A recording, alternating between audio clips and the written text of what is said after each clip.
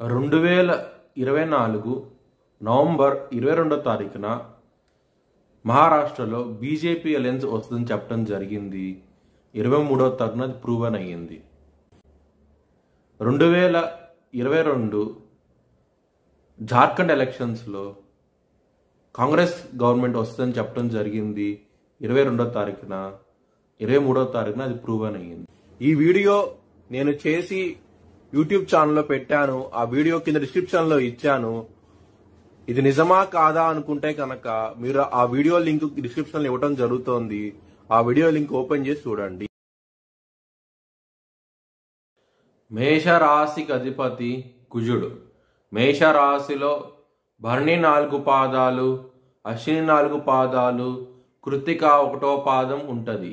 ఈ నక్షత్రం వాళ్ళందరికీ నేను చెప్పే మాస ఫలితాలు వర్తిస్తాయి. ఈ మాసంలో లగ్నాధిపతి అయిన కుజుడు కర్కాటక రాశిలో నీచబడ్డారు. కర్కాటక రాశిలో కుజుడు నీచబడటం మూలంగా హెల్త్ పరంగా ఇబ్బంది పడే అవకాశాలు ఎక్కువగా ఉన్నాయి.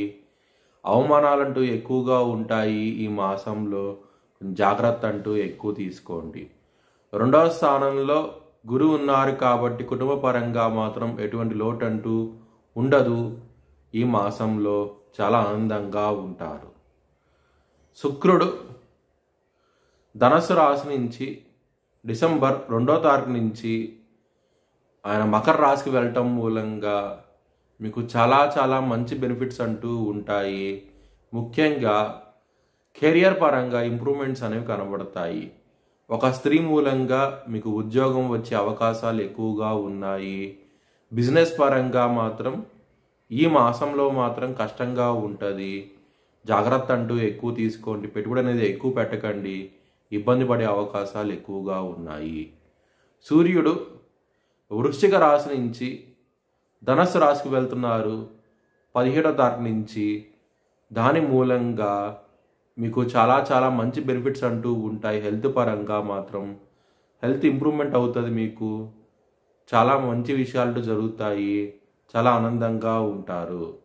ఎవరైనా సరే విదేశాలకు వెళ్ళాలనుకుంటే కనుక ఈ మాసం అనేది చాలా అనుకూలంగా ఉండబోతోంది. లాభస్థానంలో శని ఉన్నారు కాబట్టి మీకు డబ్బు పరంగా మాత్రం కష్టపెట్టి ఫలితాలంటూ ఇస్తాడు శని. కానీ మంచి ఫలితాలంటూ ఉంటాయి ఈ మాసంలో. మ్యారేజ్ పరంగా మాత్రం ఎక్సలెంట్ డెవలప్మెంట్స్ అంటూ ఉంటాయి. మ్యారేజ్ కన్ఫర్మ్ అయ్యే అవకాశాలు ఎక్కువగా ఉన్నాయి. మీ భవిష్యత్ వివరాల కోసమై హెచ్ఎల్ఎన్ జ్యోతిష్యాలయాన్ని సంప్రదించండి.